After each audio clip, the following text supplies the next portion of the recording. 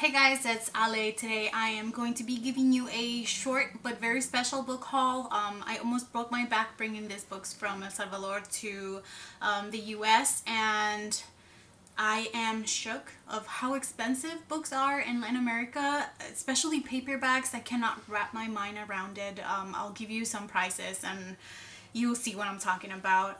But the first books that I picked up at the bookstore were a special edition illustrated hardcovers of classics.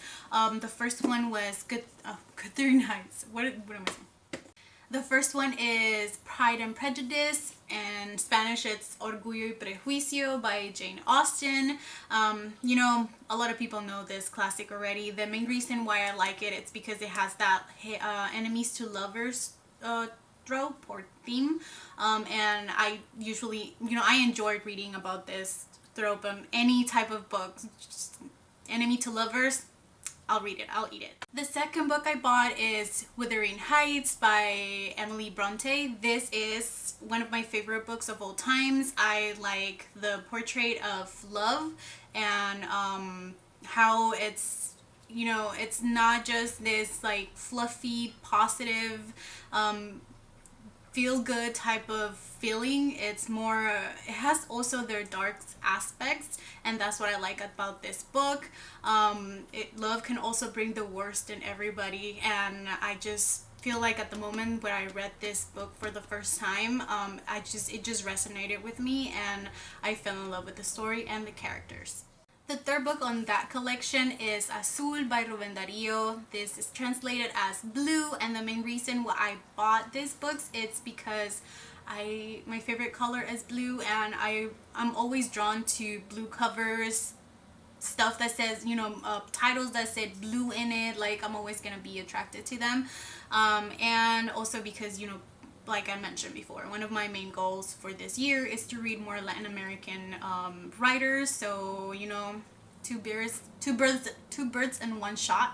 Dos pájaros en un tiro. Like, that's, I don't know if that's how it translates in English, but that's one of our sayings. And I know that Rubén Darío is a writer and poet from Nicaragua. It's part of Central America, and I have just recently actually started to appreciate poetry, just because I feel like you probably have to find some poem that calls to your soul. For example, to me, there's this poet in Instagram named Christopher Poindexter. I probably didn't say right his last name, but there is a poem that when I read it, my grandma had just passed, and I think it goes as, not only did I love her, but I could tell the universe loved her too. And it just it sank to my soul so powerful, like it just so I'm gonna get teary-eyed if I keep talking about that. But yeah, like I'm really excited about reading poetry and see if something calls my name. What happened? The fourth book of this list is La Casa de los Espíritus by Isabel Allende. This can be translated as The House of the Spirits, and it's a book that has magical realism and maybe a little bit of paranormal, and I think also a little bit of history. I know that we follow a family for 3 generations, and it starts in the 20th century all the way to our times, and we follow their ups and downs. But besides that, I don't know anything else. I also think it's a movie about this book, but I cannot confirm.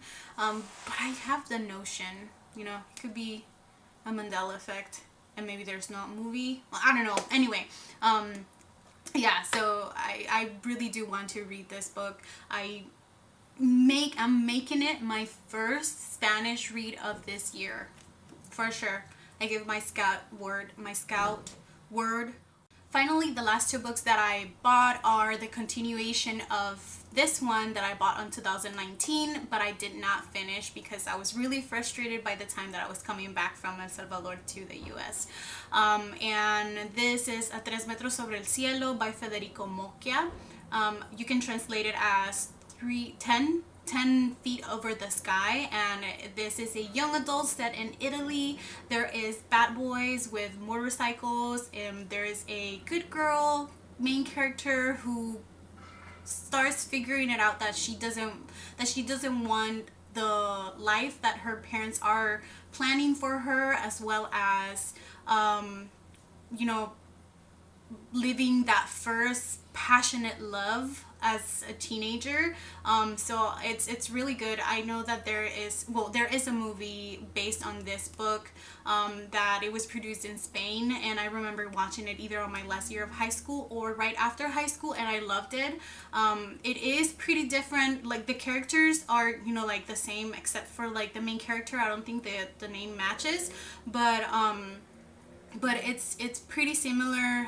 Since I haven't finished it, I don't know if it ends as the movie, but I'm really interested into finishing. I just haven't had the time to actually pick it up, and I'm not gonna lie, it's kind of hard to read in Spanish. I'm even embarrassed to say this, but it's kind of hard. And finally, the last two books are Tengo Gansetti, which is the second book on the trilogy from the first book I just showed you. I know that it follows the main character, the male main character, and there's like a new love interest as well, but I cannot remember what else happens, because there is a second movie as well that it's by the same name, but I cannot remember exactly what is it about. So at least that's good, because I don't know what's going on. And finally, the last on my list is Tres veces tú, and that can be translated as 3 times you. This is the conclusion, and it's a very thick boy, but I am really excited. I really do want to get into it. And those are all my books that I brought from El Salvador. Well, that I bought, actually. I bought 2 more, but I'm not even going to mention them on this because I'm starting to get a headache. It's so hard to film, but I'm really excited that I actually got to talk and show you guys my book purchases in El Salvador. And if you like the video, please give it a thumbs up and leave a comment if you want. If not, I will see you next time. Adios.